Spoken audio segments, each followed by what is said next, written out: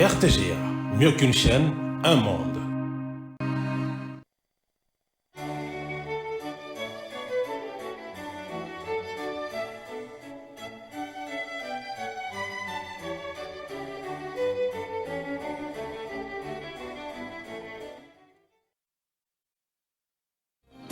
Ce journal vous est offert par Tango Protection.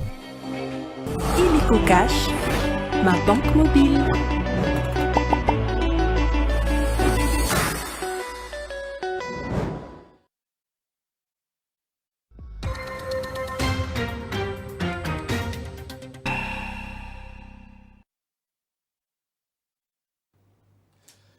Mesdames et messieurs, bonsoir. Tout le plaisir est pour moi de vous retrouver pour cette session d'information sur la RTGA. Donc voici les principaux points d'ancrage. Deuxième jour de consultation mené par le Conseil spécial du chef de l'État en matière de sécurité pour la formation du gouvernement d'union nationale.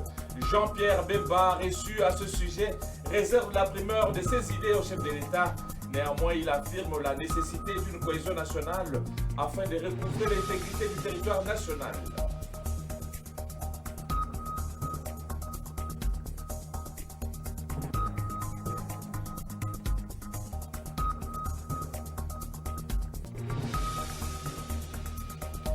Et puis la mise en œuvre des mécanismes de justice transitionnelle pour mettre fin à l'impunité de crimes commis dans la partie est de la République démocratique du Congo. La question a été au centre des échanges entre la première ministre Sud-Souminois et l'équipe d'experts internationaux de l'ONU en RDC, conduite par sa présidente, Marie-Thérèse Keita Bokoum. Enfin, le rapport sur la médiation des élections 2023-2024, le cadre de concertation de la femme congolaise a documenté 377 conflits, parmi lesquels 356 ont été résolus. En plus, le CAFCO a recensé 103 cas de violences faites aux femmes.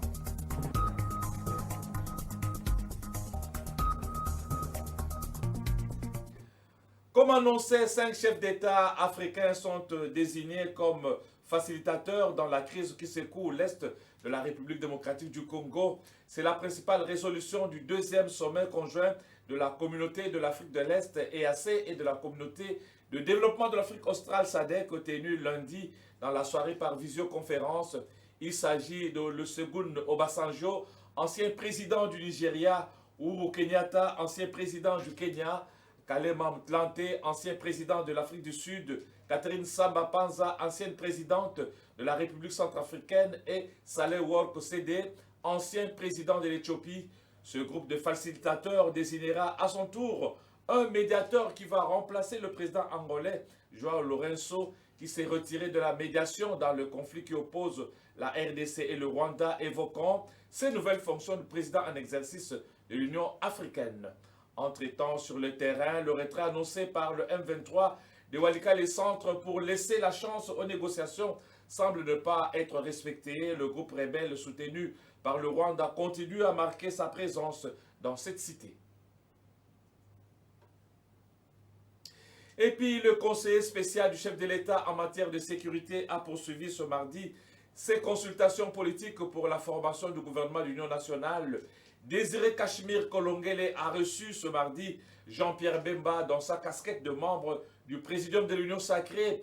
Il a également échangé avec Augustin Kabouya et Deo Bizibou comme délégué de l'UDP Tshisekedi, Vital Kamere de l'UNC, Julien Paloukou, Laurent Batoumona, Moïka Sanji, ainsi que Denis Kambaye.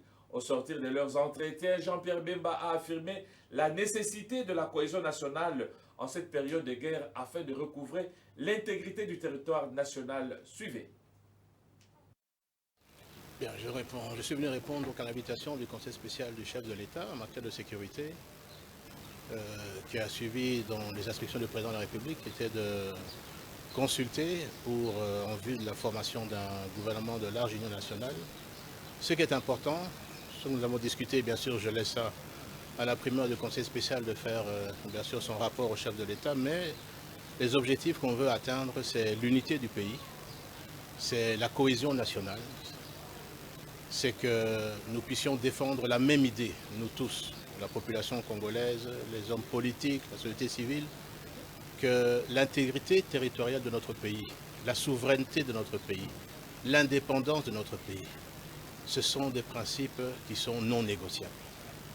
Pour tout ça, il faut que, et la volonté que nous avons compris du chef de l'État, c'est d'appeler tous les fils et filles de ce pays, de se mettre tous unis derrière le président de la République, qui est le commandant suprême également de nos armées qui fournissent des efforts très importants pour pouvoir assurer la sécurité de nos territoires. Nous sommes attaqués, vous le savez, par un pays qui est le Rwanda pour la 4e fois. Notre objectif, et je pense que devrait être de pouvoir regagner l'ensemble du territoire national, de recouvrir l'intégrité territoriale et surtout de libérer nos populations du nord et du sud Kivu qui subit aujourd'hui, par cette invasion du Rwanda, les affres de la guerre, les tueries, les viols quotidiens que nous entendons. Mon discours n'a pas changé. Hier, quand j'ai été reçu comme membre du présidium de l'Union sacrée, vous avez fait entendre que nous avons échangé sur la nouvelle formule de composition du gouvernement d'Union nationale. Et sachez que le président du Sénat, Jean-Michel Sama-Lukonde Kyenge, va effectuer à partir de ce mardi 25 mars un séjour de travail à Paris en France et à Bruxelles en Belgique, où il va échanger avec les autorités de ces deux pays pour aborder la question de la paix dans l'Est de la RDC. Bien avant, il a eu une discussion avec le chef de l'État, Félix Antoine Tshisekedi Tshilombo, qui l'a chargé de faire le suivi des résultats diplomatiques engagés. Sama-Lukonde est porteur du plaidoyer de la République démocratique du Congo en proie à l'agression du Rwanda et ses supplétifs de l'AFC M23. En plus d'une intervention au Sénat français, Sama-Lukonde aura l'occasion d'échanger avec différents responsables français et belges en vue d'apporter sa pierre à l'édifice de la paix et la stabilité en République démocratique du Congo. Je l'annonçais dans le sommaire, agression rwandaise dans la partie est de la RDC. L'équipe d'experts internationaux de l'ONU a saisi la première ministre Judith Suminwa ce mardi 25 mars 2025 pour la mise en œuvre des différents mécanismes de la justice transitionnelle dans le but de lutter contre l'impunité dans ce coin du pays en proie au conflit. Les détails dans ce reportage de Jonsar Mikanda. Les experts internationaux en République démocratique du Congo, conduite par sa présidente Marie-Thérèse Keïta Bokoum, ont été reçus ce mardi par la première ministre Judith Suminwa dans son cabinet de travail. Les échanges ont porté sur la mise en œuvre des différents mécanismes de justice transitionnelle pour mettre fin à l'impunité des crimes les plus graves commis sur le territoire national et plus particulièrement dans sa partie est en proie à l'agression rwandaise. Ils se sont également penchés sur la réparation des victimes des atrocités dans cette partie du pays. À ce sujet, Marie-Thérèse Keïta Bokoum a salué d'une part la position du Conseil des droits de l'homme de l'ONU pour l'examen des conséquences humanitaires causées par l'activisme du groupe terroriste M23 soutenu par le Rwanda et d'autre part son appui aux côtés de la RDC dans la mise en œuvre d'une justice transitionnelle appropriée. Nous avons vraiment 3 équipes aujourd'hui qui travaillent en RDC à la demande du Conseil des droits de l'homme pour justement appuyer le Congo, la RDC et le gouvernement notamment à aider à mettre en place cette lutte contre l'impunité, d'autant plus qu'on a depuis le mois de janvier une recrudescence de la crise qui a créé beaucoup de souffrances, notamment beaucoup de déplacés, beaucoup de victimes, beaucoup de réfugiés, avec aussi l'ouverture des prisons qui a laissé ouvert beaucoup de criminels et qui sont un véritable problème aujourd'hui pour la sécurité des populations, et là c'est notamment la question des défenseurs des droits de l'homme qui sont attaqués et menacés de tout. Il faut dire que cette volonté du président de la République, Félix Tshisekedi, est aujourd'hui matérialisée par le gouvernement Suminwa qui a prévu dans son programme d'action 2024-2028 la consolidation des mécanismes de justice transitionnelle déjà mis en place en vue de la résolution des conflits récurrents. Pour rappel, lors de son récent séjour à Genève, la première ministre Judith Suminwa avait réaffirmé cette volonté au Conseil des droits de l'homme et mené un plaidoyer en direction du Haut Commissariat des Nations Unies aux droits de l'homme.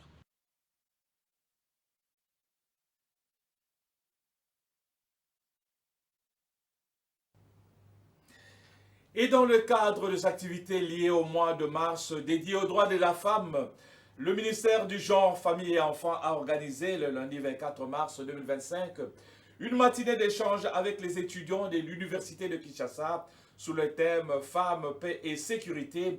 Une occasion pour ces étudiants de comprendre leur rôle dans la société en ces temps de guerre. Témoins de l'événement, Megui Kabembo et Yannick Bilan. Femmes, paix et sécurité, c'est sous ce thème que le ministère du Genre, Famille et Enfants, ensemble avec ses différents partenaires, ont organisé une matinée d'échange avec les étudiants de l'Université de Kinshasa dans le cadre des activités du mois de mars, mois dédié aux droits de la femme. Prenant la parole, la représentante du ministre du Genre, Famille et Enfants, Madame Aldachanti Toulouka, a tenu à éveiller la conscience des étudiants et étudiantes de cet alma mater en ces temps de guerre que connaît la RDC. La paix est une des conditions essentielles au développement. L'histoire nous enseigne que les conflits et les violences ont des conséquences disproportionnées sur les femmes et les jeunes filles, affectant ainsi d'une manière négative le développement humain. Dans notre pays, la République démocratique du Congo, les femmes sont non seulement victimes de violences, mais elles en sont aussi les actrices majeures de la prévention, de la médiation et de la reconstruction post-conflit. De son côté, la ministre de l'Enseignement supérieur universitaire, Marie-Thérèse Sombo, a expliqué l'essence de cette conférence-débat qui revêt d'une importance capitale aux étudiants, futures élites du pays. Cet événement est non seulement une occasion de célébrer les progrès réalisés vers l'égalité des genres, mais également un moment crucial pour réfléchir aux défis persistants auxquels nous sommes confrontés, notamment en ce qui concerne la situation géostratégique de notre chère République démocratique du Congo, qui a entraîné des convoitises et l'agression dont nous sommes victimes. Cette conférence a été marquée aussi par des jeux de questions-réponses entre les participants étudiants, afin de renforcer la compréhension. L'objectif poursuivi par le ministère du Genre, Famille et Enfants à travers cette activité est de faire impliquer la femme à bien jouer son rôle dans la société, surtout en cette période où le pays est agressé par l'armée étrangère.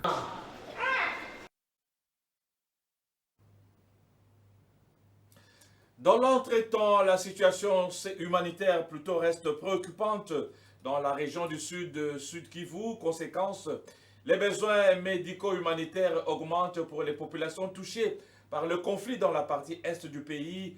L'Organisation internationale de Médecins sans frontières qui alerte sur cette situation dit soutenir la zone de santé des Nyangezi dans le but d'améliorer l'accès aux soins dans ce contexte sécuritaire instable. Déjà 5 structures de santé, notamment Kamanyola, Kambara, Kacheli, Kaboya et Moulira, ont reçu les intrants pour la prise en charge des patients atteints de paludisme, de maladies diarrhéiques, d'infections respiratoires, d'infections sexuellement transmissibles, à l'exception du VIH-Sida. Et on va changer de chapitre. 377 conflits ont été documentés par le cadre permanent des concertations de la femme congolaise 2023-2024. 356 ont été résolus dans 11 provinces que compte la RDC et 103 cas de violence faites à la femme ont été recensés. Suzy Kibira Omari signe ce reportage. Le rapport de médiation des conflits électoraux 2023-2024 a été présenté par le cadre permanent de concertation de la femme congolaise. Dans son intervention, Parole Mbengama du cadre permanent de concertation de la femme congolaise a déroulé le travail effectué par les médiatrices et médiateurs sur le terrain. Il est important que ce travail qui est énorme puisse avoir des soubassements juridiques. Les défis rencontrés sur le terrain ont été évoqués par Gobi Kinkoufi, personne ressource de cette fêtière des organisations féminines. De faire face à plusieurs difficultés par rapport au fait qu'elles étaient déployées comme médiatrices, mais munies des pages d'observatrices. 377 conflits ont été documentés, 356 résolus par le cadre permanent de concertation de la femme congolaise qui espère, selon Grace Lula, directrice exécutive nationale, parvenir à déployer 1000 médiatrices et médiateurs en 2028 dans l'ensemble du pays. Il était temps maintenant de faire un grand plaidoyer pour que, avec les autres parties prenantes, nous puissions mettre sur la table le travail important des médiateurs. Et c'est comme ça que nous nous sommes dit, en prévision de 2028, que nous fassions en amont un travail de plaidoyer. Et ce travail-là, nous l'avons commencé en allant vers la CENI pour montrer le bien fondé de cette opération de médiation électorale, les leçons apprises, montrer aussi les défis auxquels les médiateurs ou les médiatrices sont confrontés parce qu'ils agissent en arborant un badge, un macaron sur lequel il est écrit observateur, observatrice, mais sur terrain, il agit ou elle agit comme médiateur et médiatrice, ça l'expose. Le CAFCO et son partenaire Open Society Africa ont permis aux professionnels des médias, aux femmes leaders, celles candidates aux récentes élections, de s'imprégner des perspectives aux élections de 2028 du cadre permanent de concertation de la femme congolaise. Toujours dans ce même secteur, le ministre de la Santé publique promet d'accompagner le centre neuropsychopathologique de Kinshasa, CNPP, afin d'assurer une meilleure prise en charge des malades mentales. Samuel Roger Kamba l'a dit lors de la conférence organisée dans le cadre des 50 ans d'existence de CNPP. Clarisse Ekoko Kapalai pour les détails. C'est dans le cadre des 50 ans du Centre neuropsychopathologique de Kinshasa, CNPP, que la conférence santé du cerveau santé mentale, pilier stratégique pour le développement du Congo, que cette conférence a été organisée. Dans son intervention, Dr Kamba a souligné l'importance de la santé mentale et du bien-être psychologique comme des éléments essentiels pour le développement de la République démocratique du Congo. Il a particulièrement mis en lumière l'impact de la malnutrition sur le développement cérébral des enfants, précisant que les 1000 premiers jours de la vie sont cruciaux pour le développement cognitif. Une malnutrition prolongée pendant cette période peut réduire de 30% la capacité d'apprentissage, affectant ainsi durablement l'avenir de l'enfant et par extension celui de la nation. Le ministre de la Santé publique, Hygiène et Prévoyance sociale a rappelé que le CNPP, en tant qu'institution phare dans la prise en charge des troubles neuropsychiatriques, doit non seulement célébrer ses 50 ans d'existence, mais aussi préparer pour l'avenir en renforçant ses capacités diagnostiques. Il a évoqué les conséquences dramatiques des crises de violence et des conflits, notamment dans les traumatismes subis par les populations déplacées. Il a salué l'engagement du CNPP dans la réhabilitation de ces personnes et réaffirme le rôle central du centre dans la prise en charge de la santé mentale dans un contexte marqué par les traumatismes cognitifs multiples.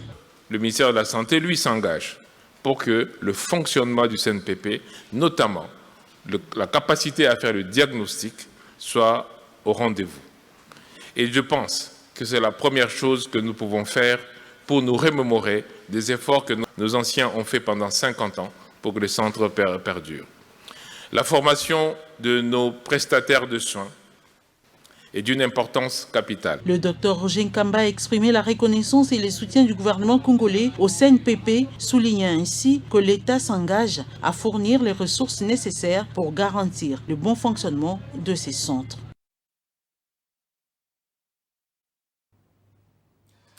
Rendons-nous à présent à Kindu, au Maniema, où le président de la commission économico-financière de l'Assemblée provinciale justement du Maniema, donc M. Lamoulamu Rajabou, sur instruction du bureau de son organe délibérant, demande aux officiers de la police judiciaire de la police nationale congolaise ayant saisi illégalement les bidons de carburant des petits revendeurs de restituer sans délai ces marchandises. C'est la première mesure prise après la réunion de la commission qui a mis autour d'une table le ministre provincial en charge des finances, Ali Kiyamasa Willy, et les 3 chefs de division provinciales trempés dans cette sale besogne à l'issue des autorités compétentes. La commission a donné un délai de 5 jours pour restituer ces marchandises. Suivez ce reportage de Roger Ebolinda Nzenga, notre permanent depuis Kindu. L'Assemblée provinciale du Maniema s'arrange du côté des revendeurs du carburant dans la ville de Kindu. Elle exige la restitution des combustibles illégalement saisis par les OPJ de la police nationale congolaise. La recommandation de s'exécuter dans 5 jours a été formulée par la Chambre des élus provinciaux le lundi passé après que les acteurs majeurs de ces dérapages soient entendus devant la représentation du peuple. Le ministre provincial en charge des finances, Ali Kiamassa Willy, et quelques chefs de division liés à l'affaire étaient invités pour s'expliquer quant à cette clameur publique. À l'issue de notre entretien, il a été décidé à ce que les OPJ, donc les OPJ de la police, restituent les histoires saisies entre les mains de ces petits revendeurs, communément appelés Kadhafi. Et après 5 jours, le bureau va s'organiser pour envoyer une commission d'enquête sur le terrain pour en savoir plus de tout ce qui se passe sur les produits pétroliers au niveau de la ville de Kindu. Tout en sachant que la taxe conventionnelle est payée en amont, c'est-à-dire auprès des vendeurs de produits pétroliers qui viennent de Kisangani. C'est comme ça que nous avons suspendu momentanément cette commission en attendant que nous puissions nous enquérir de la réalité. Les revendeurs du carburant sont liés au gouvernement provincial. Pas un accord dit taxe conventionnelle sur la vente des produits pétroliers. Ceux qui étaient en retard de paiement se sont vus ravir leurs marchandises. Une commission ad hoc diligentée par l'Assemblée provinciale y travaille déjà. Son président, honorable Lamoula Mouradjabou, a révélé en prélude que les officiers de la police judiciaire ont posé des actes contraires aux accords entre le gouvernement et les vendeurs. Et l'application de la récente grille tarifaire de transport en commun, publiée il y a peu par le gouvernement provincial de Kinshasa, reste un véritable problème. Seuls 25 à 30% de cette mesure ne sont appliquées depuis sa mise en exécution plutôt. Un faible taux d'exécution que le président provincial de l'association de chauffeurs du Congo, ASECO, Kakule Kimula, bienvenue, justifie par 3 défis dont l'état des routes, les embouteillages et les tracasseries routières. À cet effet, le président de l'ASECO plaide auprès de l'autorité urbaine qui travaille sur ce dossier de tenir compte de ces préalables afin d'occasionner l'application totale de cette grille tarifaire pour soulager tant soit peu les Kinois. Suivez le président provincial de l'ASECO au micro de André Ikoma et Fils Ndouka.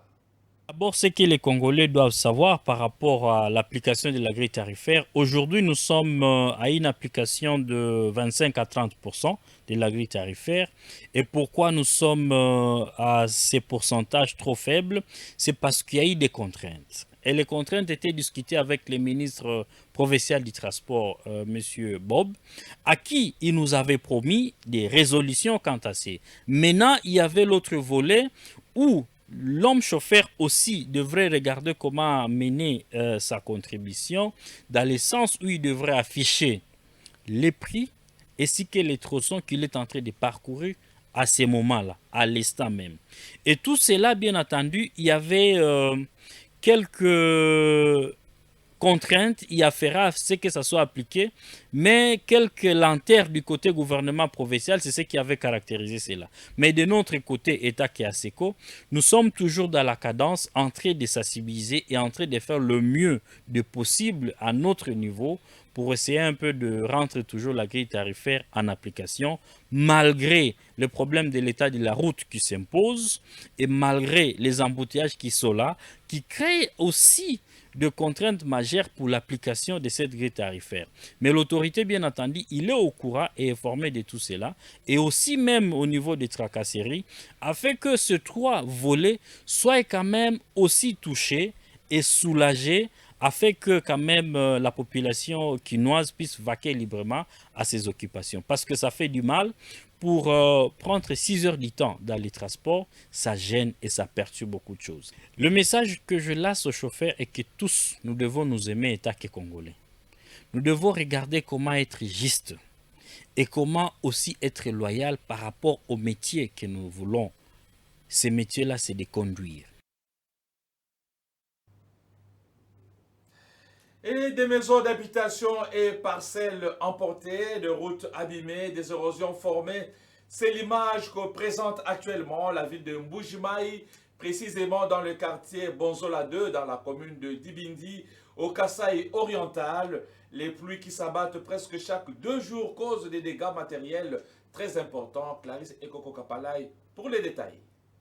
Depuis quelques semaines, il ne se passe pas 2 ou 3 jours sans que la pluie ne tombe dans la ville de Mbujimaï. Si jusqu'à ce jour, aucune perte en vie humaine n'a été déplorée, plusieurs dégâts matériels sont déjà enregistrés. Des routes abîmées, des maisons d'habitation et parcelles emportées, des érosions formées, c'est l'image actuelle du quartier Bonzola 2 qui reste la plus touchée par cette catastrophe naturelle. Le chef du quartier, qui assiste impuissant à ces sinistres, a dressé son bilan après la ronde. Nous avons rencontré une très grande difficulté avec ces eaux des pluies. Ces eaux ont créé une érosion d'environ 10 à 20 mètres de distance. Elles qui proviennent de l'aéroport et d'ailleurs ont été canalisées vers la cathédrale. Les gens ont perdu plusieurs biens, les habits, l'argent, les meubles. Donc les gens passent la nuit à la belle étoile. Une habitante explique que les eaux des pluies ont emporté tous les biens de sa maison. Heureusement, il n'y a pas eu perte en vie humaine. Mes enfants dormaient sur la chaise pendant la pluie. J'ai appelé mon petit garçon pour qu'il vienne m'aider à transporter les enfants et les sortir. Et à notre retour, nous avons trouvé la maison inondée de l'eau. J'ai essayé de sauver quelques biens de la maison sans succès lorsque j'ai appelé la voisine afin qu'elle vienne m'aider et vider de l'eau de la maison. Les Kasaï oriental est parmi les provinces qui vont avoir de fortes pluies pendant cette période. Le phénomène de la fréquence et de l'intensité des pluies a été annoncé par la Metelsat. La population ainsi que les autorités sont appelées à prendre des précautions pour éviter les pires. La durée normale de pluie en Mbujimaï, c'est à peu près 30-40 minutes. Maintenant, cette durée-là a dépassé, ça peut atteindre une demi-journée ou bien ça peut arriver jusqu'à toute la nuit. La population a des yeux tournés vers les autorités de la province afin de trouver une solution préventive avant que d'autres pluies ne tombent. Voilà, on est mieux servi que par soi-même, dit-on, avant de nous quitter cette mise au point de la RTGA, contrairement aux multiples messages distillés dans les réseaux sociaux par des personnes de mauvaise foi. La radio-télévision du groupe L'Avenir n'est pas fermée, elle est opérationnelle aujourd'hui, elle le sera encore demain et n'a même pas l'intention de mettre la clé sous le paillasson. Pour ce faire, elle rassure ses nombreux téléspectateurs, auditeurs ainsi que ses partenaires qu'elle continuera à le servir avec autant de pugnacité et de compétences comme elle le fait depuis près de 30 ans.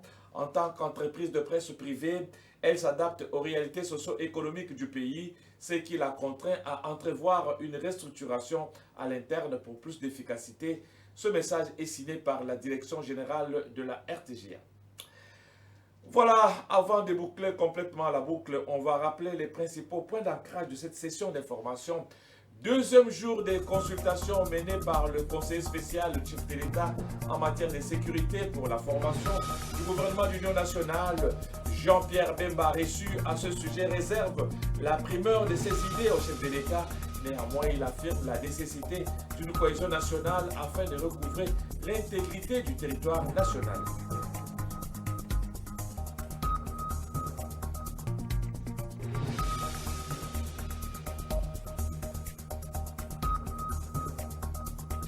Et puis la mise en œuvre des mécanismes de justice transitionnelle pour mettre fin à l'impunité des crimes commis dans la partie est de la RDC.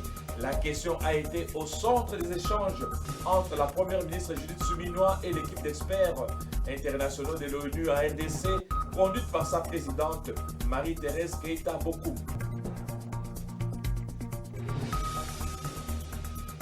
Enfin, le rapport sur la médiation des élections 2023-2024, le cadre de concertation de la femme congolaise a documenté 377 conflits parmi lesquels 356 ont été résolus et en plus le CAFCO a recensé 103 cas de violences faites aux femmes.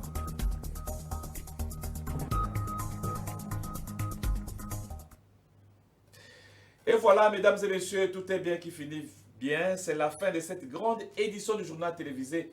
Merci pour le moment de votre temps et surtout, bonne suite de programme sur la RTGA. Au revoir.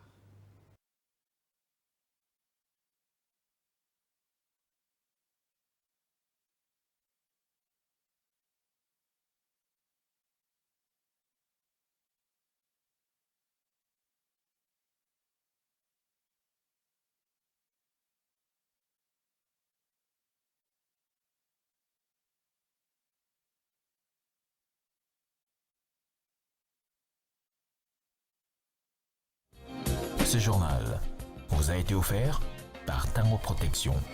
Illico Cash, ma banque mobile.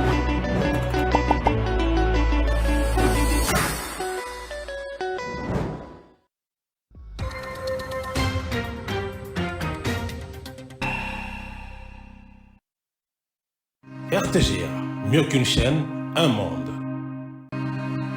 RTGA, mieux qu'une chaîne, un monde.